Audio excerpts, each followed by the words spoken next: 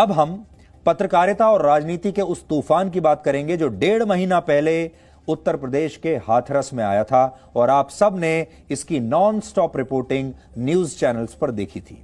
लेकिन अब वहां पूरी तरह से सन्नाटा छाया हुआ है। यानी वो सारे तमाम लोग जो पुलिस की लाठियां खाते हुए किसी भी तरीके से उस गांव तक पहुंचना चाहते थे, फोटो खिंचवाना चाहते थे, वीडियो बनाना चाहते थे, ये जो सारे न्याय के ठेकेदार थे, ये अब कहां गायब हो गए हैं। हाथरस पहुंचने के लिए कई नेताओं ने मीडिया के सामने, आपको याद होगा, जमकर ड्रामे किए थे।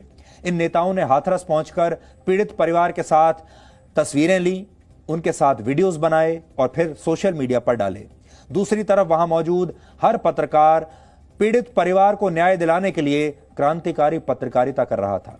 कुल मिलाकर ये सारे लोग सब के सब न्याय के ठेकेदार बनना चाहते थे। पत्रकारों और नेताओं में इस बात की होड़ लगी हुई थी कि सबसे पहले पीड़ित परिवार तक कौन पहुंचेगा, कौन सबसे पहले फोटो खिंचवाएगा, कौन सबसे पहले वीडियो बनाएगा। लेकिन अब ये सब लोग हाथरस को पूरी तरह भुला चुके हैं, क्योंकि अब टीआरपी का जो कुआं है वो कहीं और खोदा जा रहा है। और मीडिया और नेता एक टीआरपी का कुआं खोदते हैं और दूसरे वोटों का कुआं खोदते हैं।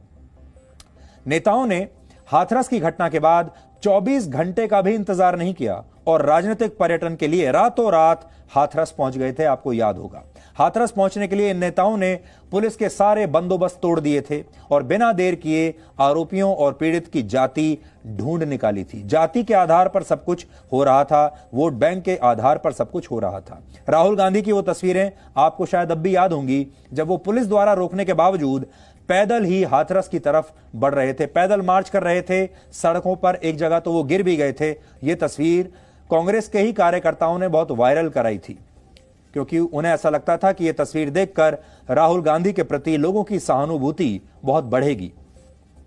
इसी तरह आरएलडी के नेता जयंत चौधरी को हाथरस जाने के लिए पुलिस की लाठियां तक खानी पड़ी थी। यह भी तस्वीरें आप देख लीजिए। आम आदमी पार्टी के सांसद संजय सिंह के चेहरे पर हाथरस में स्याही फेंक दी गई थी।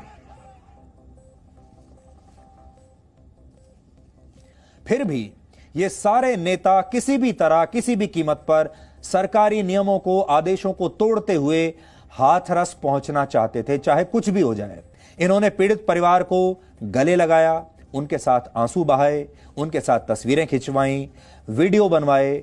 फिर इनकी पार्टियों ने उन तस्वीरों को और वीडियोस को सोशल मीडिया पर अपलोड किया और वाहवाही बटोरने की कोशिश की। यह तो नेताओं का हाल था। आपको याद होगा राहुल गांधी की ये वीडियो, इसे पूरे देश में बांटा गया था। राहुल गांधी और प्रियंका गांधी वाड्रा जब दोनों एक साथ वहां पर गए थे, यह तस्वीर भी कांग्रेस पार्टी ने बहुत वायरल की थी और कहा था कि एक नेता को ऐसा होना चाहिए जो जनता का दुख दर्द समझ सके, जनता को, आम लोगों को गले लगा सके। दूसरी तरफ मीडिया था जो किसी भी कीमत पर नेताओं से पहले पीड़ित परिवार तक पहुंचना चाहता था, अपने दर्शकों को यह बताना चाहता था कि ये रिपोर्ट करने वाले हम पहले चैनल हैं, वहां पहुंचने वाले हम पहले चैनल हैं और सरकार हमारी रिपोर्ट देखकर ही सारी कार्रवाई कर रही है और हम ही न्याय के सबसे बड़े ठेकेदार हैं। इसके लिए पत्रकारों ने हाथरस से बूलगढ़ी गांव में एक तरह से अपने अपने कैंप्स डाल दिए थे, कैंप करके बैठ गए थे। दिन रात कहते थे वहीं रहेंगे जब तक न्याय नहीं मिल जाएगा। पत्रकार उन्हें रोकने वाली पुलिस से लड़ रहे थे, पुलिस के साथ बहस कर रहे थे, सोशल डिस्टेंसिंग की पूरी धज्जियां उड़ा रहे थे। कैमरा ऑन होते ही पत्रकार ये दिखाने लगते थे कि उनकी भागदौड़ में कोई कमी नहीं है। पत्रकार ये दिखाने लगते थे कि वो कितनी मुसीबत में हैं और कितनी मुश्किलों का सामना कर रहे हैं इस परिवार को न्याय दिलाने के लिए। लेकिन उसके बाद क्या हुआ? आपने देखा होगा, हमारे देश में परंपरा है कि पहले तो मीडिया 24 घंटे बिना रुके रिपोर्टिंग करता है, फिर जब वहां से पूरी दुकान बंद हो जाती है, फिर उसके बाद मुड़कर भी नहीं देखता। कभी भी कोई दोबारा वहां नहीं जाता ये देखने के लिए कि उसके बाद क्या हुआ। कुछ ही दिनों में मीडिया ने हाथरस की घटना से टीआरपी का सारा रस निचोड़ लिया और मीडिया के कैमरे वापस दिल्ली और नोएडा के अपने अपने स्टूडियोज में लौट आए और फिर टीआरपी के अगले कुएं का इंतजार करने लगे। ये देखने लगे कि अब अगला कुआं कहां खोदना है। नेताओं ने भी यही किया, वहां से वोटों का पूरा रस निचोड़ लिया और फिर वो ये देखने लगे कि अब अगली बार कहां जाना है। लेकिन हमने ऐसा नहीं किया। हमने लगातार हाथरस पर नजर रखी। आपने देखा होगा, हमने उसके बाद भी आपको कई रिपोर्ट्स वहां से दिखाई हैं और आपको इस घटना का हमने अपडेट दिया। अब हम एक बार फिर से हाथरस के उसी बूलगढ़ी गांव गए जहां पीड़ित की हत्या की कोशिश की गई थी, जिसके बाद दिल्ली के एक अस्पताल में उसकी मौत हो गई थी। और हमारी रिपोर्टिंग टीम ने इस गांव में जाकर अब यह समझने की कोशिश की कि टीआरपी वाले तुष्टीकरण का तमाशा और नेताओं के अपने आलीशान बंगलों में वापस आ जाने के बाद अब पीड़ित परिवार किस हाल में है।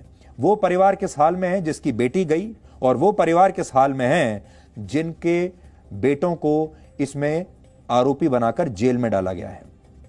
और गांव में क्या चल रहा है? क्या गांव में कुछ बदला है? क्या समाज में कुछ बदला है? क्या अब हम ये कह सकते हैं कि अब दोबारा ऐसी घटना नहीं होगी? Presenting B News app available on Google Play and App Store. Download it now.